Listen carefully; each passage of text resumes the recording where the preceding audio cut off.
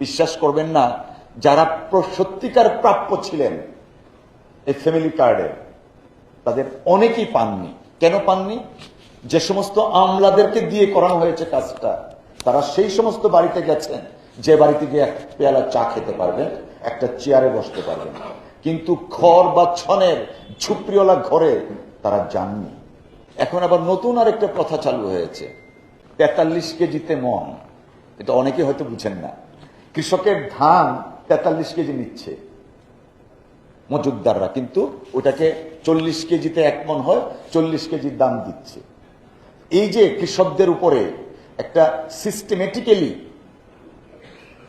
অত্যাচার করা হচ্ছে, নিপীড়ন করা হচ্ছে, সেই জিনিসগুলা জাতীয়ভাবে অ্যাড্রেসড হচ্ছে না।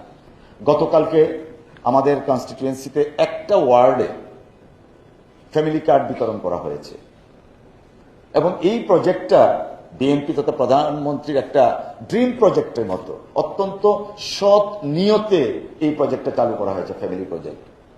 আমি প্রকাশ্যে গতকালকে বলেছি অনুষ্ঠানে, বিশ্বাস করবেন না, যারা সত্যিকার প্রাপ্য ছিলেন এই ফ্যামিলি কার্ডের, তাদের অনেকেই পাননি।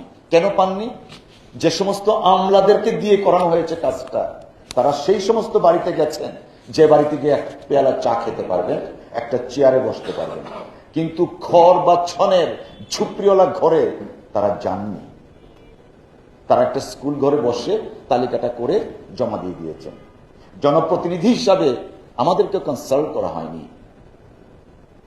যুগে যুগে জনপ্রতিনিধিরা সবসময় সবচেয়ে বেশি জনগণের কাছে প্রশ্নের সম্মুখীন হয়, জাতীয়ভাবে তাদেরকে একটা নেগেটিভ ক্যারেক্টারে পোট্রে করা হয়, কিন্তু প্রকৃত কাজগুলো যারা করেন তারা কিন্তু এই পর্দার আড়ালে থেকে যায়। আমরা এই জায়গাটায় থাকি, জবাবদিহিতার জায়গাটায় জনগণ বা জনপ্রতিনিধিরা থাকেন, রাজনৈতিক কর্মীরা থাকেন। আমি অত্যন্ত লজ্জিত হয়েছিলাম গতকালকে যখন এই কার্ডগুলা বিতরণ করা হয়। আমি জানি অনেক কি তারা প্রাপ্য, কিন্তু আনফরচুনেটলি